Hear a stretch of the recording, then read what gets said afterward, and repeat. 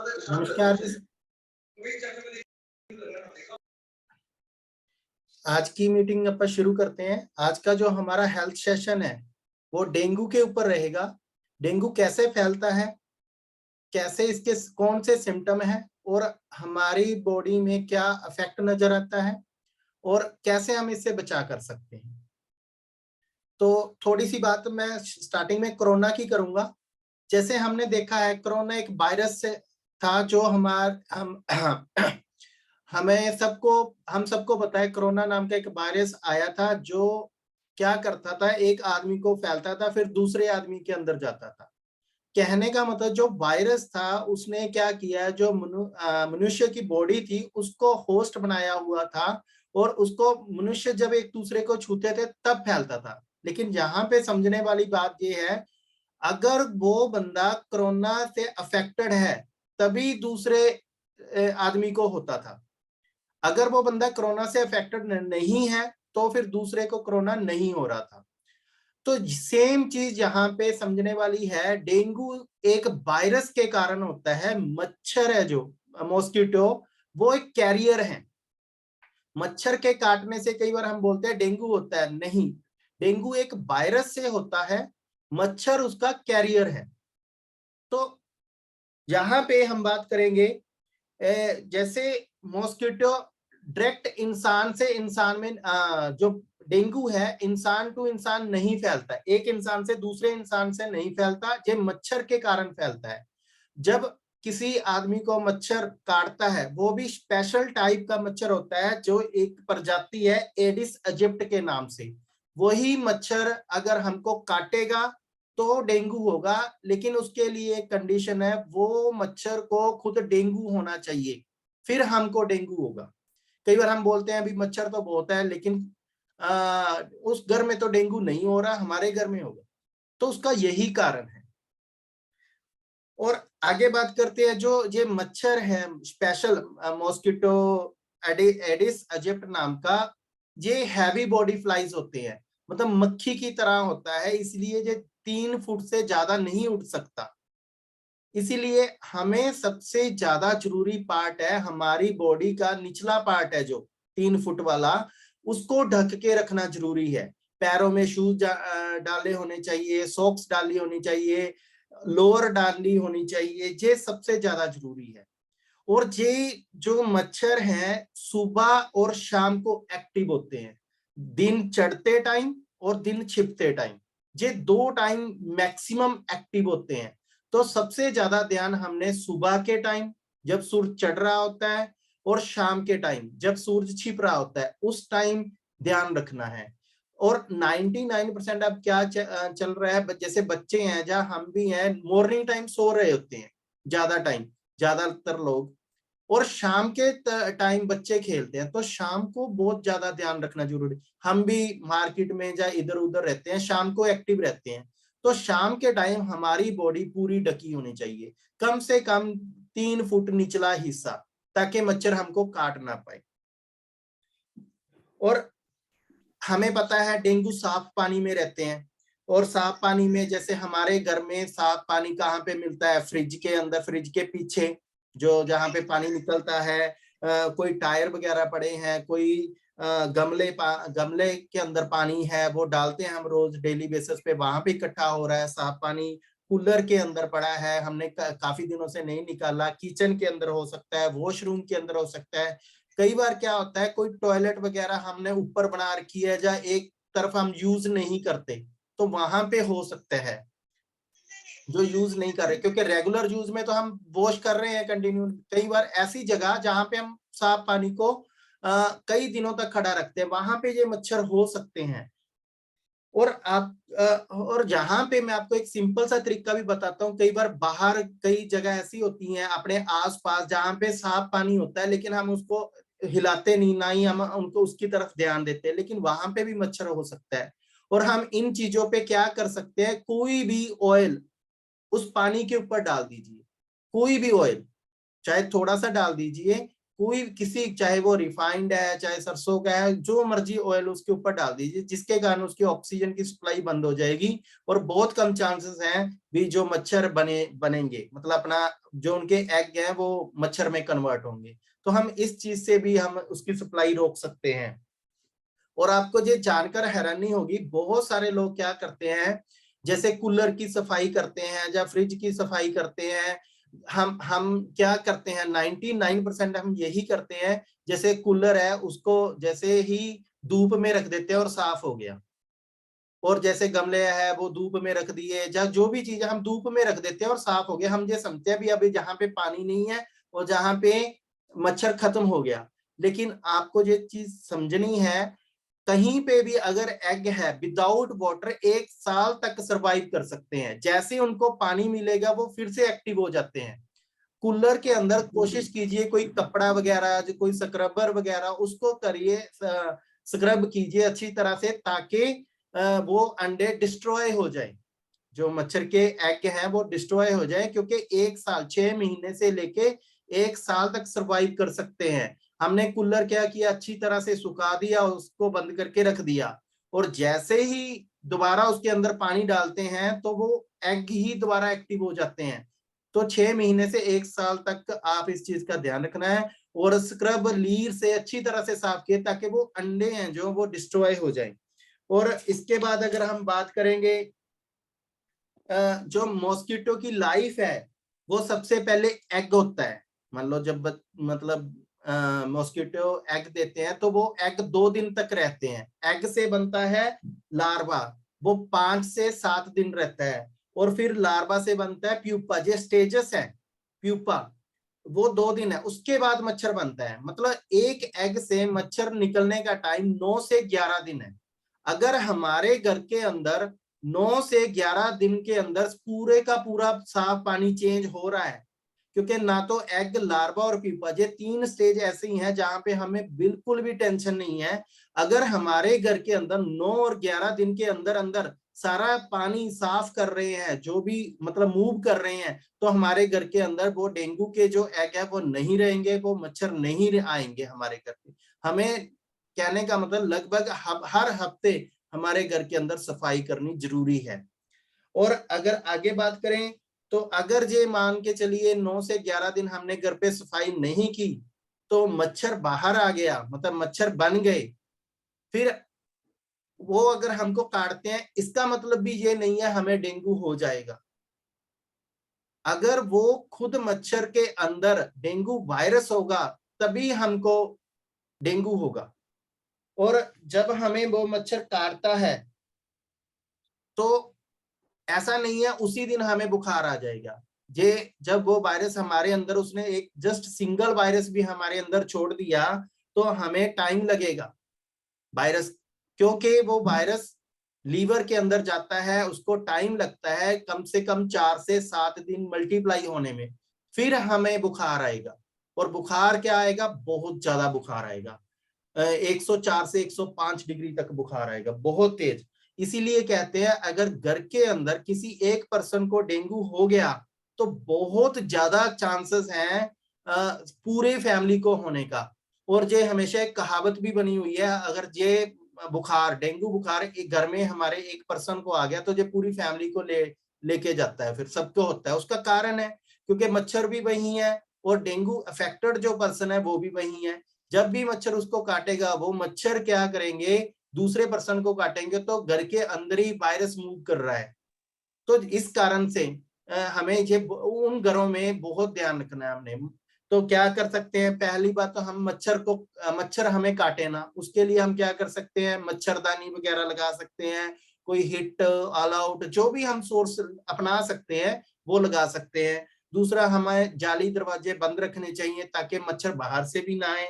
Shoes socks, अपना 3 foot का निचला हिस्सा है उसको कंप्लीटली ढक के रखिए, और पूरे कपड़े पहनने चाहिए। मॉस्किटो रिपेलेंट जो यूज करना चाहिए, जैसे नारियल तेल है, हमें अपनी बॉडी पे, टांगों पे, पैरों पे नारियल तेल जरूर लगाना चाहिए। ये मॉस्किटो फिर हमें नहीं काटेगा, रिपेलेंट है, मतलब दूर भागते हैं कोकोनट ऑयल से मच्छर। तो जब हमें बुखार आता है तो हमें क्या क्या सिम्टम आते हैं, जैसे मैंने पहले ही बताया 4 से 7 दिन से 15 दिन भी लग सकते हैं हमारी बॉडी में बुखार आने को। और बुखार जब आएगा पूरी बॉडी में बहुत तेज बुखार आएगा, इसको हम बोन ब्रेक फीवर भी कह देते हैं, हड्डी तोड़ बुखार।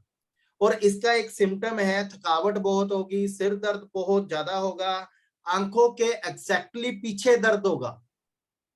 जो हमारे आंख है, आंखों के एग्जैक्टली पीछे हम बोलेंगे सिर में, वहां पे एग्जैक्ट दर्द होगा, तो वो साफ सिम्टम है भी डेंगू का बुखार है।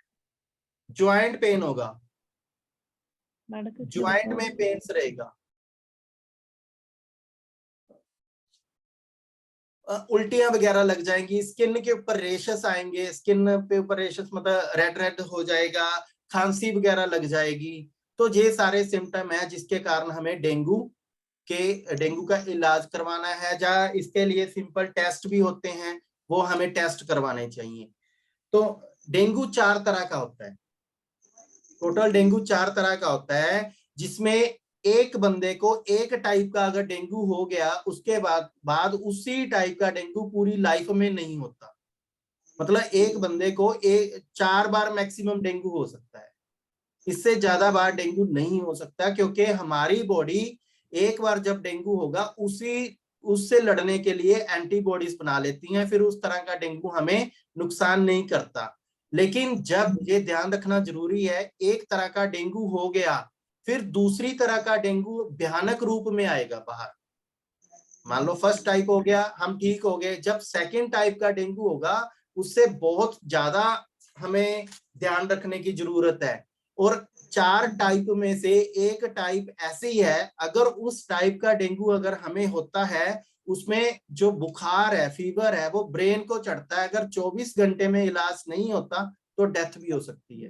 कई बार हम देखते हैं, कहते सिंपल डेंगू हुआ था, लेकिन हमें नहीं पता वो क्या पता, वो जो हम एक टाइप बोल रहे हैं जो बहुत खतरनाक है, जो 24 घंटे के अंदर मतलब डेथ भी हो सकती है, उस टाइप का हुआ हो। क्योंकि हम सिंपल बुखार समझ के उसको ध्यान नहीं देते और बहुत जल्दी प्लेटलेट्स कम हो जाते हैं। तो 3 टाइप का हमें होता है, मतलब ठीक है, उसमें हमें काफी टाइम मिलता है, लेकिन एक टाइप में हमें बहुत कम टाइम मिलता है, जस्ट 24 घंटे। और ट्रीटमेंट क्या है? ट्रीटमेंट डेंगू का कोई स्पेसिफिक ट्रीटमेंट नहीं है, ना ही इसकी कोई वैक्सीन है। हमारी बॉडी खुद ही इसको ठीक करती है, हमारी बॉडी इसके लिए खुद ही एंटीबॉडीज तैयार करती है, खुद ही इस वायरस को खत्म करती है हमारी बॉडी। इसके लिए कोई स्पेशल ट्रीटमेंट नहीं है, लेकिन हमें कुछ चीजों का ध्यान रखना चाहिए। हमें पता है जब भी हमें डेंगू होता है तो हमारी बॉडी के अंदर सबसे पहले क्या होता है, प्लेटलेट्स कम होते हैं। और प्लेटलेट्स कम होते, जैसे जैसे कम होते जाते हैं तो क्या होता है, हमारी बॉडी वीक होनी शुरू हो जाती है। और ये प्लेटलेट्स हमारी बॉडी में काम क्या है इसका? इसका ये काम है, हमारी बॉडी में क्लोटिंग करने में हेल्प करती है। मान लो हम देखते हैं कोई जख्म हो गया, तो थोड़ी देर बाद उस वहां से ब्लड निकलना बंद हो जाता है, क्योंकि वहां पे क्लोटिंग हो जाती है। और प्लेटलेट्स ये काम करने में हेल्प करते हैं।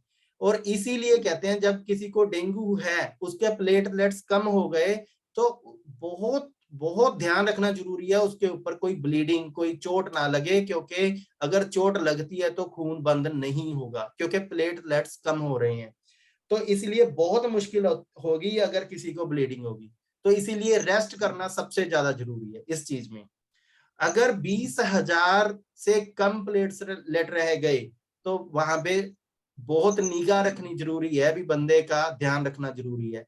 अगर 8,000 से कम रह गए तो डॉक्टर की जरूरत है, बहुत बड़ी प्रॉब्लम क्रिएट हो सकती है। अगर 8,000 से कम हो गए, हमें डॉक्टर के पास एडमिट करना जरूरी है। 20,000 से कम हमें ध्यान रखना जरूरी है।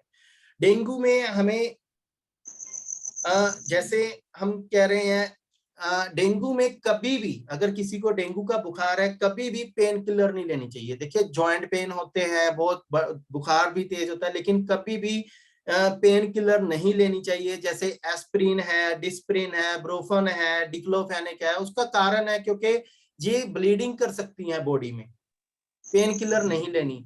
क्योंकि जो अगर ब्लीडिंग होगी, हमने कहा है प्लेटलेट्स पहले ही कम है, तो ब्लीडिंग रुकेगी नहीं, उसको हम क्लोटिंग नहीं कर सकते। तो ये चीजें नहीं लेनी चाहिए। लिक्विड चीज ज्यादा लेनी चाहिए। डेंगू में हमें लिक्विड चीज है वो ज्यादा लेनी है, पानी ज्यादा से ज्यादा पीना चाहिए। डिहाइड्रेशन ना हो, बॉडी में गर्मी ना हो, इसलिए हम नारियल पानी ज्यादा पीते हैं। और प्लेटलेट्स काउंट इंक्रीज करने हैं तो हम सुनते हैं जैसे ग्लो ग्लो अच्छी है, बकरी का दूध अच्छा है, और कीवी वगैरह। देखिए यहाँ पे कीवी की मैं अगर बात करूं, हमारी बॉडी जो इम्यूनिटी बनाती है वो विटामिन सी बनाती है। विटामिन सी जो मतलब हमारी बॉडी में इम्यूनिटी बिल्ड करने में हेल्प करता है। तो यहाँ पे जरूरी नहीं है कीवी ही खाना है। और देखा होगा आपने कि डेंगू के जब चलता है तो कीवी भी बहुत महंगे हो जाते हैं। हमने विटामिन सी रिच सोर्स खाना है। आप ऑरेंज खा सकते हो, आप पाइन एप्पल खा सकते हो, आप कीवी खा सकते हो, आप सिंपल लेमन जूस पी सकते हो, कुछ भी ले सकते हो। लेकिन यहाँ पे एक चीज ध्यान रखनी है, जब भी हम ये चीजें खाएंगे थोड़ा सा ये ध्यान रखना, हमारा गला खराब नहीं होना चाहिए। कई बार कीवी आते हैं बाजार में, बहुत खट्टे ले आते हैं और उससे गला खराब हो जाता है। और फिर गले को ठीक करने के लिए क्या करते हैं, हम बिना सोचे समझे डॉक्टर की बिना राय ले एंटीबायोटिक ले आते हैं, क्योंकि किसी मेडिकल के पास गए या किसी के पास गए, हम ये तो नहीं बताते उनको भी डेंगू हुआ है उस बंदे को देनी है। हम क्या करते हैं, सिंपल बोलते हैं जी गला खराब है, और वो सिंपल कोई ना कोई एंटीबायोटिक दे देते हैं। और एंटीबायोटिक बिल्कुल भी नहीं लेनी इसमें, तो नुकसान हो सकता है। तो हमने प्रिकॉशन में क्या क्या यूज करना है, हमने कोकोनट ऑयल बॉडी पे लगाना चाहिए। हमें हमें दूध में हल्दी डाल के पीनी चाहिए। मान लीजिए जरूरी नहीं है डेंगू है तभी ये काम करना है, डेंगू से पहले हम क्या कर सकते हैं, मेन काम डेंगू का यही है, हमारी बॉडी में प्लेटलेट्स कम करता है। और हम प्लेटलेट्स को बचाने के लिए पहले ही हम अपनी लीवर को हेल्दी बना लिए। हम एक हफ्ते में सिर्फ 2 बार अगर दूध में हल्दी डाल के पीते हैं तो हमारा लीवर अच्छा रहेगा। डेली नहीं पी सकते, मुश्किल भी है, लेकिन हम हफ्ते में 2 बार ये कर सकते हैं। हम तुलसी ले सकते हैं, तुलसी के पत्ते चाय में डाल के पी सकते हैं। नीम के पत्ते अगर मतलब किसी तरीके से खाते हैं या कुछ भी इसका यूज कर सकते हैं तो वो चीज भी ले सकते हैं।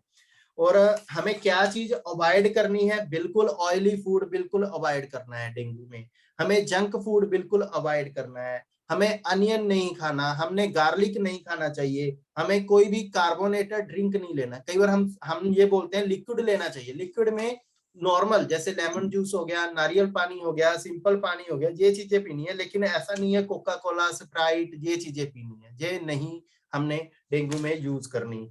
और प्लेटलेट्स इंक्रीज करने के लिए हमने विटामिन सी लेना है, जो ऑरेंज से मिलता है, कीवी से मिलता है, पाइन एप्पल से मिलता है, लेमन से मिलता है। जहाँ हमारे पास अगर हम अल्टरनेट सोर्स भी है, एम्बे का न्यूट्रीलाइट नेचुरल सी आता है, हम वो भी ले सकते हैं।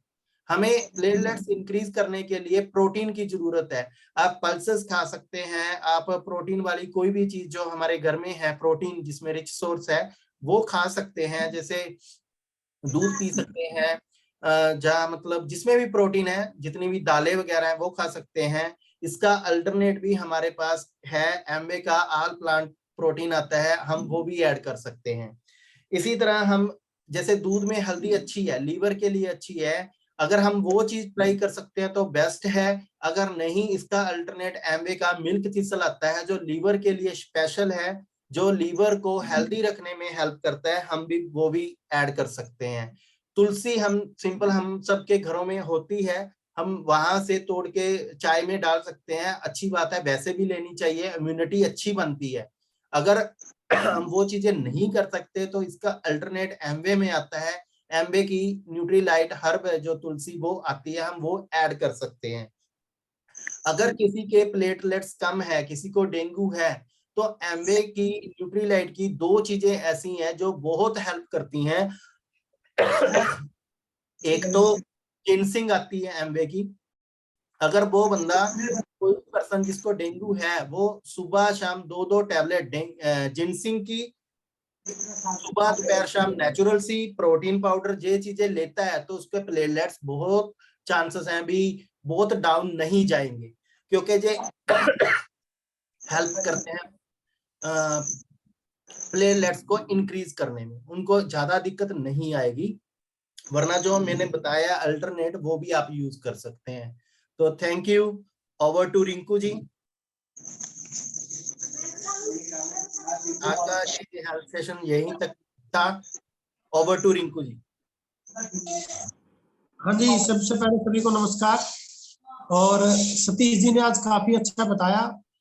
जैसा कि अपना हर हफ्ते जो मीटिंग होती है इसके अंदर हेल्थ सेशन में सतीश जी काफी मदद करते हैं, बड़े अच्छे से नोट्स को प्रिपेयर करते हैं। तो एक बार तो सबको यही जरूर कहना चाहेंगे कि जब भी सतीश जी ऐसा हेल्थ सेशन लगाए तो आपके पास कॉपी पेन आपका जरूर हो, क्योंकि सतीश जी भी बड़ी मेहनत करते हैं इस चीज के लिए।